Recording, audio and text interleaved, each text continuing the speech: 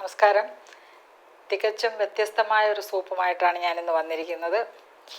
വളരെ ഹെൽത്തിയും ടേസ്റ്റിയുമാണ്. അതിന് ഏറ്റവും പ്രധാനപ്പെട്ട ഇൻഗ്രീഡിയൻ്റ് എന്ന് പറയുന്നത് റാഡിഷാണ്. റാഡിഷിനെ കുറിച്ച് അറിയാവുന്നതായിരിക്കും. ഏറ്റവും കലോറിഫിക് വാല്യൂ, അതായത് കലോറി മൂല്യം വളരെ കുറവാണ്. 15 ഇതിൻ്റെ 100 ഗ്രാം റാഡിഷിൽ അടങ്ങിയിരിക്കുന്ന കലോറി എങ്കിൽ ഇതിൻ്റെ പോഷകമൂല്യങ്ങൾ വളരെ കൂടുതലാണ്. പ്രത്യേകിച്ചും പ്രമേഹ രോഗികൾക്ക് ഏറെ നല്ലതാണ്.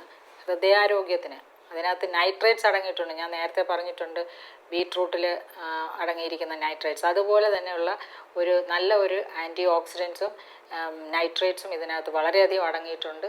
ഇതിന് അതുപോലെ തന്നെ ദഹന പ്രക്രിയയ്ക്ക് വളരെ നല്ലതാണ്. അതോടൊപ്പം ആൻറ്റി ക്യാൻസറസ് ആണ്, ആൻറ്റി ഹൈപ്പർടെൻസീവാണ്, ആൻറ്റി കൊളസ്ട്രോളാണ്, ഇപ്പോൾ ആൻറ്റി ഡയബറ്റിക്കാണ്. പിന്നെ ഇനി വേറെ വല്ലതും വേണോ? അത്രയ്ക്ക് ബെസ്റ്റായിട്ടുള്ള ഒരു വെജിറ്റബിളാണ് നമ്മൾ ഇന്ന് നമ്മുടെ സൂപ്പിന് വേണ്ടി എടുത്തിരിക്കുന്ന ഏറ്റവും പ്രധാനപ്പെട്ട ഇൻഗ്രീഡിയൻറ്റ്. അതിനോടൊപ്പം നമ്മൾ ഉപയോഗിക്കുന്നത് ഗ്രീൻ പീസാണ്. ഗ്രീൻ പീസ് ഇത് കുറച്ച് വെള്ളത്തിൽ കുതിർത്തിട്ട് അത് നന്നായിട്ടൊന്ന് വേവിച്ചെടുക്കണം. കുക്കറിൽ ഇത് 3 കൂടെയാണ് വേവിക്കേണ്ടത്. ഈ പൊട്ടറ്റോ, ഉരുളക്കിഴങ്ങ്. പക്ഷേ ഞാൻ ഇതിന് പകരം നിങ്ങളോട് പറയുന്നത് സ്വീറ്റ് പൊട്ടറ്റോ, അതായത് മധുരക്കിഴങ്ങാണ് ഉപയോഗിക്കേണ്ടത്. ഉരുളക്കിഴങ്ങിന് വളരെയധികം കലോറി മൂല്യമുണ്ട്. അതുകൊണ്ട് തന്നെ പ്രമേഹ രോഗികൾ പ്രത്യേകിച്ചും മധുരക്കിഴങ്ങ് ഉപയോഗിക്കണം. മധുരക്കിഴങ്ങും ഉരുളക്കിഴങ്ങും തമ്മിലുള്ള കലോറി മൂല്യത്തിന് വ്യത്യാസം എന്ന് പറഞ്ഞാൽ ആനയും ആടും പോലെയാണ്. അതിന് വെറും 80 കലോറി ആണെങ്കിൽ നമ്മൾ വിചാരിക്കുക മധുരത്തിന് ഭയങ്കരമായിട്ട് കലോറി മൂല്യം കുറവാണ് അതിന്. അതേസമയം ഉരുളക്കിഴങ്ങിനോ 300-300 ഉണ്ട്. 300-350 കലോറി മൂല്യമുണ്ട് 100 ഗ്രാമിൽ. അതുകൊണ്ട് ഉരുളക്കിഴങ്ങ് എനിക്കിത് കിട്ടിയില്ല, ഞാൻ തിരക്കിയിട്ടും കിട്ടിയില്ല. ഇവിടെ എങ്ങും ഇപ്പം എൻ്റെ സീസൺ അല്ല എന്നാണ് പറയുന്നത്. അപ്പോൾ അതുകൊണ്ട് ഞാൻ ഉരുളക്കിഴങ്ങ് എടുത്തതേ ഉള്ളൂ. അപ്പോൾ നിങ്ങൾ ഡയബറ്റിക് പേഷ്യൻസ്, പ്രമേഹ രോഗികൾക്ക് പറ്റിയ നല്ലൊരു സൂപ്പാണ്. അപ്പോൾ അവരുപയോഗിക്കുന്ന സമയത്ത് ഉരുളക്കിഴങ്ങ് ഉപയോഗിക്കരുത്, മധുരക്കിഴങ്ങ് ഉപയോഗിക്കുക. അല്ലെങ്കിൽ ഈ റാഡിഷും അതോടൊപ്പം ഗ്രീൻ പീസും മാത്രമായിട്ട് ഉപയോഗിക്കുന്നത് നല്ലതായിരിക്കും. അപ്പോൾ അങ്ങനെ ഈ റാഡിഷും ഗ്രീൻ പീസും സ്വീറ്റ് പൊട്ടറ്റോയും കൂടെ ഒരുമിച്ച് ഒന്ന് അരിഞ്ഞ് കുക്കറിലിട്ട് വേവിച്ച് മാഷ് ചെയ്തെടുക്കുന്ന നമ്മുടെ പൾപ്പാണ് ഏറ്റവും പ്രധാനപ്പെട്ട ചേരുവ ഇതിനകത്തുള്ളത്. പിന്നെ മറ്റുള്ള അതിനോടൊപ്പം ചേർക്കേണ്ടത് ചുവന്നുള്ളി അരിഞ്ഞത്, അതോടൊപ്പം വെളുത്തുള്ളി കുറച്ച് അരിഞ്ഞെടുക്കണം. ചുവന്നുള്ളി ഒരു 50 ഗ്രാം എടുക്കാം അരിഞ്ഞത്, വെളുത്തുള്ളി ഒരു 10-20 ഗ്രാം എടുക്കാം അരിഞ്ഞത്. പിന്നെ ചിയാ സീഡ് നമുക്ക് വെള്ളത്തിൽ കുതിർത്തത് ഒരു 15 ഗ്രാം ചേർക്കാം. കുരുമുളക് പൊടി, ഉപ്പ്, മല്ലിയില. പക്ഷേ അതോടൊപ്പം നമ്മൾ ഏറ്റവും പ്രധാനമായിട്ട് ഞാനിതിനകത്ത് ഉപയോഗിക്കുന്ന നെയ്യാണ്. നെയ്യും തേങ്ങാപ്പാലും പ്രധാനമായിട്ട് ചേർത്തിട്ടുണ്ട്. നെയ്യ് ചേർക്കുന്നതിന് ഒരു പ്രത്യേക കാര്യമുണ്ട്. നെയ്യും ബട്ടറും തമ്മിലുള്ള വ്യത്യാസം നിങ്ങൾ അറിയണം.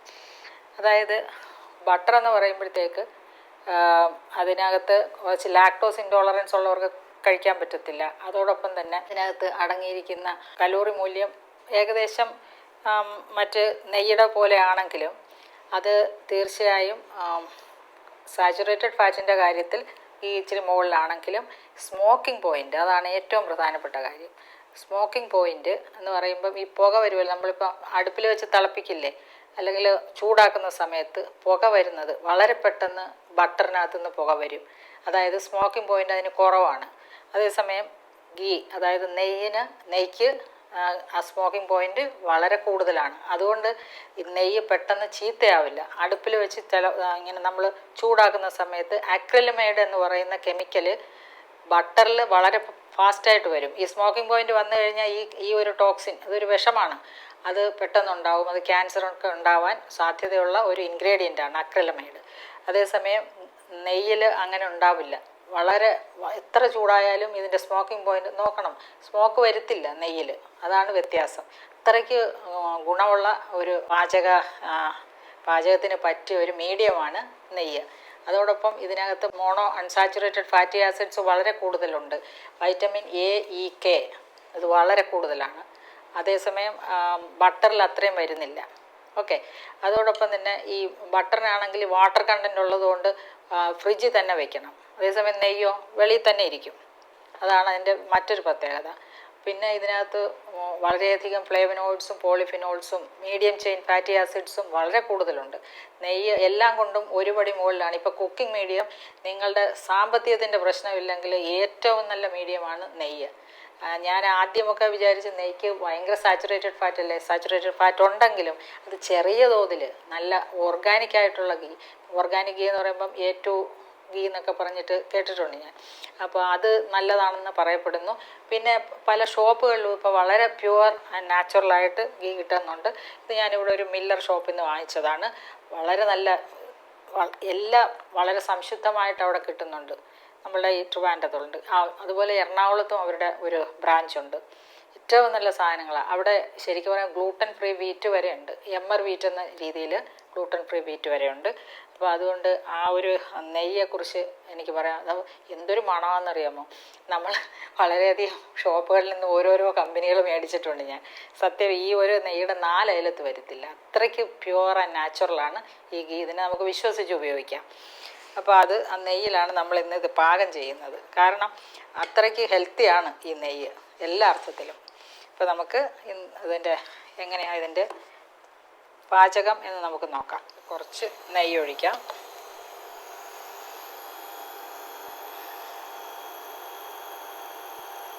ഒരു 10 ഗ്രാം നെയ്യ് മതിയാവും.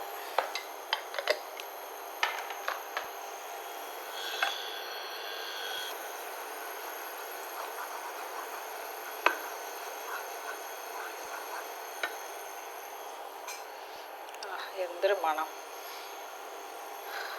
ക്ലാരിഫൈഡ് ബട്ടർ എന്ന് പറയുന്ന ഒരു കാര്യം എന്ന് പറയുമ്പോൾ ബട്ടർ നന്നായിട്ട് ഒന്നുകൂടെ ശുദ്ധീകരിച്ചെടുക്കുന്നതാണ് നെയ്യ്.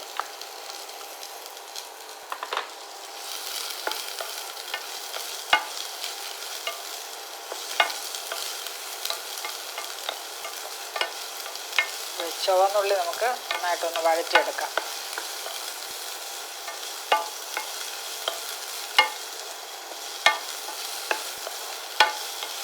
ഇത് ഡയബറ്റീസ്, അതായത് പ്രമേഹ രോഗികളും മറ്റുള്ള ലൈഫ് സ്റ്റൈൽ ഡിസോർഡേഴ്സ് ഉള്ളവർ ഇതിൻ്റെ കലോറി മൂല്യം ശ്രദ്ധിച്ച് തന്നെ കഴിക്കണം. ഒരു നേരത്തെ ഭക്ഷണമായിട്ട് കഴിക്കാം.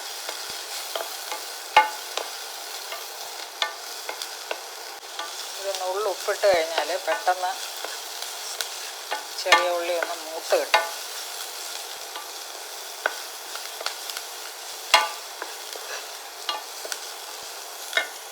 വെളുത്തുള്ളിയും കൂടി ചേർക്കാം.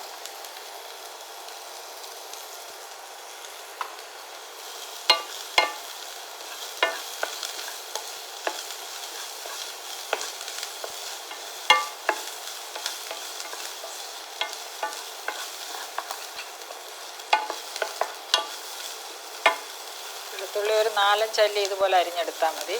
ചുവന്നുള്ളി ഒരു 10-15 എടുക്കാം. എല്ലാം തന്നെ ഹാർട്ടിൻ്റെ പ്രോബ്ലംസ് ഉള്ളവർക്കും വളരെ നല്ലതാണ് ഈ ഒരു കോമ്പിനേഷൻ. ക്യൂർസെറ്റിൻ എന്ന് പറഞ്ഞ ഒരു ആൻറ്റി ഓക്സിഡൻറ്റ് ഈ വെളുത്തുള്ളിയിൽ നന്നായിട്ട് അടങ്ങിയിട്ടുണ്ട്.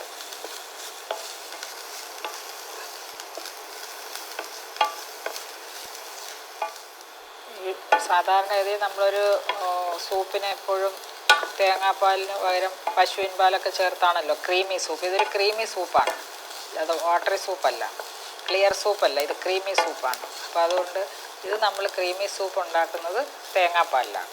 അപ്പോൾ നമുക്കിനി ഈ ഒരു ചേരുവ നമുക്ക് കുറച്ച് അങ്ങോട്ട് കഴിക്കാം. ഇതാണ് ഇതിൻ്റെ ഏറ്റവും പ്രധാനപ്പെട്ട ഇൻഗ്രീഡിയൻറ്റ്.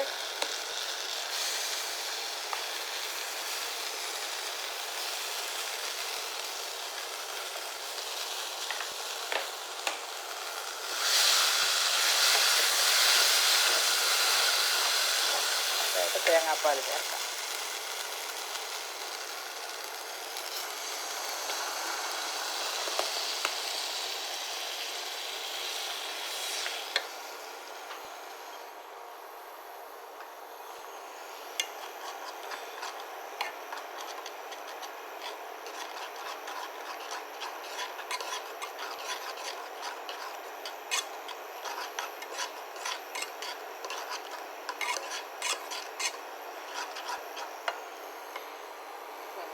ഉപ്പ് ചേർക്കാം.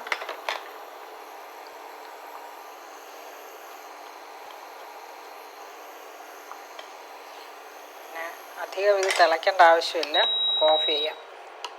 തേങ്ങാപ്പാൽ ചേർത്താൽ പെട്ടെന്ന് ഓഫ് ചെയ്യുന്നതാണ് നല്ലത്.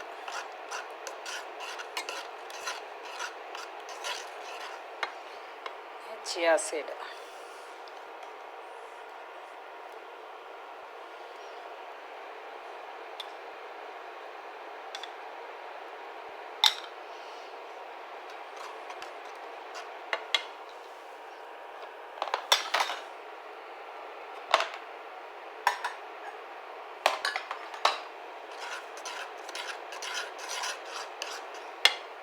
മല്ലിയില.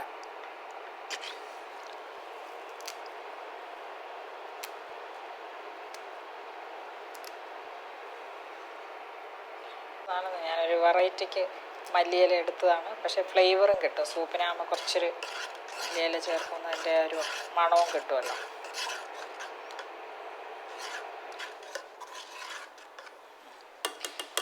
പാചകം കഴിഞ്ഞ് നമുക്കിത് ബൗളിലേക്ക് മാറ്റാം.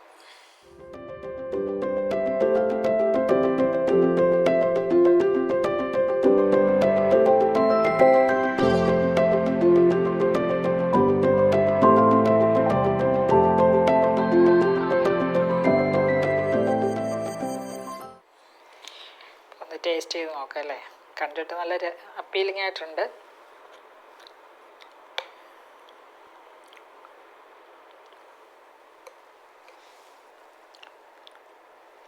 സൂപ്പർ ടേസ്റ്റാണ്. പക്ഷെ കുറച്ചുകൂടെ തേങ്ങാപ്പാൽ, ഞാൻ എടുത്ത തേങ്ങാപ്പാൽ അത്രേ ഉള്ളൂ. തേങ്ങാപ്പാൽ കുറച്ചുകൂടെ ഒഴിക്കണം, അല്ലെങ്കിൽ വെള്ളം ചേർത്താലും മതി. വെള്ളം ചേർത്തിട്ട് നമുക്ക് സൂപ്പർ നല്ല ടേസ്റ്റുണ്ട്. അത് പറയാൻ ഗ്രീൻ പീസിന് നല്ല രുചിയാണ്.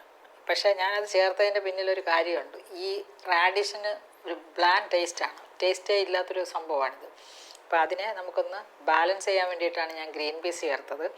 പിന്നെ തേങ്ങാപ്പാലിൻ്റെ കാര്യം പറയണ്ടല്ലോ, നല്ല ടേസ്റ്റ് അല്ലേ. പിന്നെ നമ്മുടെ ചുവന്നുള്ളി നെയ്യിൽ വഴറ്റിയത്, വെളുത്തുള്ളി എല്ലാം തന്നെയും പോഷകങ്ങളുടെ കലവറയാണ്. അതോടൊപ്പം തന്നെ വളരെയധികം മെഡിസിനൽ പ്രോപ്പർട്ടീസ്, ഔഷധ ഗുണമുണ്ട്. തീർച്ചയായിട്ടും ഇതൊക്കെ തയ്യാറാക്കുന്ന സമയത്ത് അളവുകളൊന്ന് ശ്രദ്ധിച്ച് കഴിക്കുക. പിന്നെ ഡയബറ്റിക് പേഷ്യൻസ് ആണെങ്കിൽ തീർച്ചയായും ഒരു ടാബ്ലറ്റ് കൂടെ കഴിക്കാൻ ശ്രമിക്കുക. കാരണം ചിലപ്പോൾ നമ്മൾ കൊതി പിടിച്ച് ഇത് മുഴുവൻ കഴിച്ച് കളയും, അത്രയ്ക്ക് രുചിയുണ്ട്. അപ്പോൾ അങ്ങനെ വരുമ്പം ഷുഗർ ചിലപ്പോൾ മേളിലോട്ട് കയറാൻ സാധ്യതയുണ്ട്. കാരണം ഈ പൊട്ടറ്റോ അതുപോലെ തന്നെ ഡയബറ്റിക് പേഷ്യൻസ് പൊട്ടറ്റോ ഉപയോഗിക്കേണ്ട. സ്വീറ്റ് പൊട്ടറ്റോ കിട്ടിയ, അതായത് മധുരക്കിഴങ്ങ് കിട്ടിയാൽ ഉപയോഗിക്കുക. അതല്ലാതെ ഈ റാഡിഷും ഗ്രീൻ പീസും മാത്രം ഉപയോഗിക്കുക. ദയവേത് അങ്ങനെ നോക്കി ചെയ്താൽ മതി കേട്ടോ. അപ്പം നമ്മുടെ ഇവിടെ ആർക്കും പ്രമേഹമൊന്നും ഇല്ലാത്തത് കൊണ്ട് ഞാൻ മാത്രമല്ല കുറച്ചുകൂടെ ഒരു രുചി വരാൻ വേണ്ടിയിട്ട് ഉരുളക്കിഴങ്ങ് കൂടെ ചേർത്തതാണ്. ഓക്കെ, അപ്പോൾ അങ്ങനെയുള്ള ഓപ്ഷൻസ് നിങ്ങൾക്ക് പോസിബിളാണ്. No issues. അപ്പം തീർച്ചയായും തയ്യാറാക്കി നോക്കുക, വിവരങ്ങൾ അറിയിക്കുക. നമുക്ക് വീണ്ടും കാണാം. വാട്സപ്പ് ഗ്രൂപ്പ് മറക്കണ്ട. എല്ലാവരും എനിക്കൊരു മെസ്സേജ് ഇട്ടാൽ മതി, ഞാൻ ഗ്രൂപ്പിൽ ചേർത്തോളാം. ഓക്കെ, നമുക്ക് വീണ്ടും കാണാം മറ്റൊരു എപ്പിസോഡിൽ.